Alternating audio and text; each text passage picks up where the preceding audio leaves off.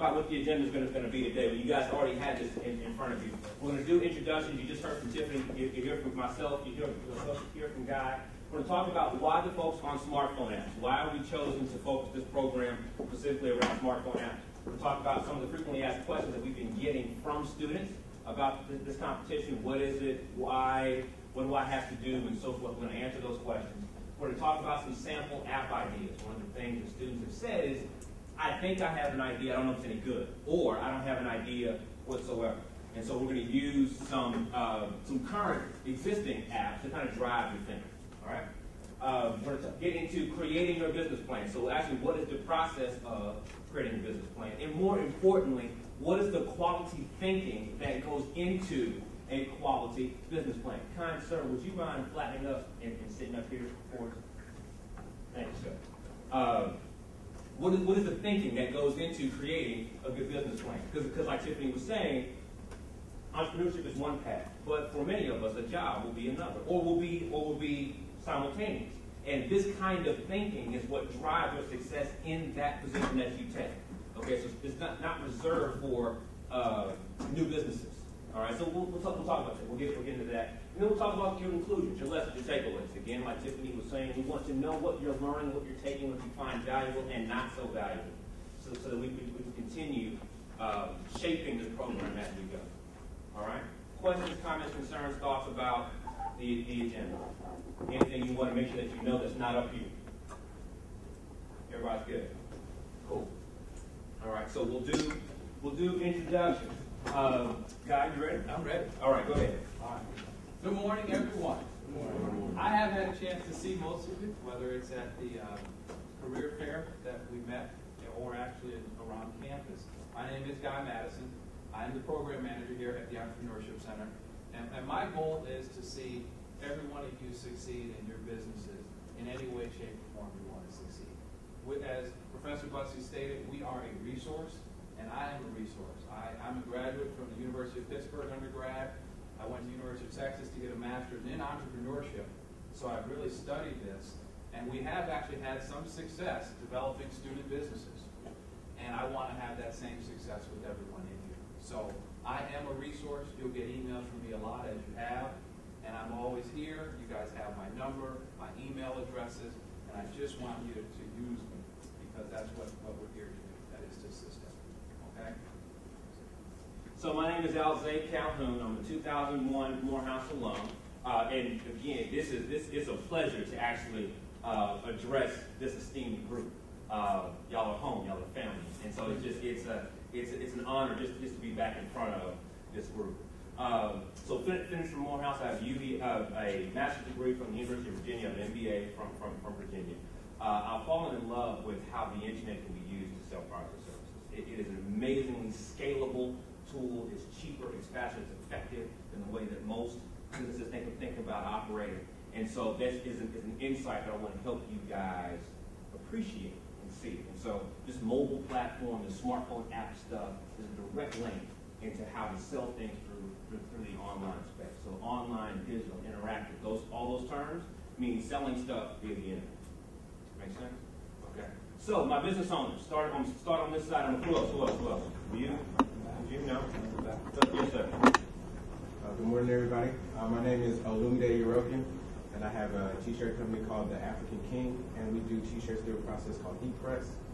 And the brand is basically the definition of being African and American. So it's kind of the mix of just the culture and all the things that we as a people go through. Not black people, but just people. And my background being a first generation immigrant. So. Good. So, how many of you are who did not just speak are aspiring entrepreneurs? You know that very shortly you will have a business of your own. Good. Okay. I'm gonna ask you guys to do the exact same thing. To give your 30 seconds or whatever that concept is that you have. I want to make this point though, as I give you guys a chance to think about that. As an entrepreneur, one of the realities is you have to always be ready. There is always an opportunity to pitch your business, and there's always, you never know when that contract is going to be. We assume that the learning happens in the classroom. We assume that networking happens at networking events, and we're wrong. I'm telling you. How many of you met your? Where do you go to school? Where do you? CAU. Okay. Because everybody else here is a Morehouse student, correct? Okay. So I just want to make sure I wasn't being disrespectful to those who are Morehouse students. How many of you met your Morehouse recruiter on this campus? How many of you met a Morehouse recruiter in the street somewhere? Like you went to an event, you went to a function that was in your home or town, right? How many of you decided at that moment when you met that recruiter that you were going to Morehouse or going to Clark? At that moment, how many of you required to follow up after that? You had to talk to that recruiter, receive some more mailings or what have you before you decided to come to Morehouse, right? Okay, I'm building a case. The case says that you don't make the sale the first time you talk to somebody, right? It's a process of meeting someone the first time and having to follow up a number of times before you make the sale, right? Let's put that in perspective. How much does it cost to go to Morehouse? How much now? $36,000. Okay, it's more than that. Let's call it 40. Let's call it $40,000. What's that times 4? What's 40,000 times 4? $100,000. Okay, so that's the value of the decision that you made to come to Morehouse, right? That's the value of your attendance to Morehouse is $160,000. Did you make it at one time? No, you made it over a course of time. Now there were some folks that said, "Yes, I'm sold. Morehouse did. I'm coming. Here I come." But some of you needed the actual follow-up, right? Same point here. So you're ready all the time to give your 30 seconds, whatever it may be, right? But then understand that the sale that you make, that $150,000 that you need, that $1 million that you need, that $10,000 that you need, is a process over time. Does that make sense? So I appreciate y'all for sharing your current ideas and sharing your experience for those who currently are in operation. So as we transition here, I'm going to start talking less. Y'all are going to start talking more. Okay. So here we go. Why the focus on smartphone apps? So I couldn't make it any simpler than this, and that's why I chose to lay it out this way. If you simply go to Google and type in growth of smartphones, you see a number of current articles. They're all from 2010, talking about these manufacturers of smartphones who plan to sell even more smartphones in the future, right? So they're saying the world, is our oyster. We're going to make sales for forever and ever. Smartphones are die, right? That's what they're saying. Google tells you that without even having to go deep into it, okay? Next step, grow the smartphone apps, right? All those cool things that are actually on the smartphone. And again, you got all these recent articles that are saying, from these different manufacturers that are saying, we plan to distribute and sell more smartphone apps in the future. Even one of them even says, smartphone apps are the new gold rush of the tech world. Gold rush, right? Gold rush. Okay, smartphones are not going anywhere. Smartphone apps are not going anywhere. There's opportunity here.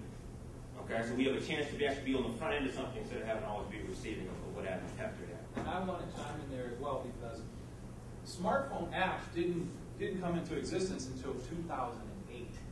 So even Apple didn't get into the game until 2 years ago.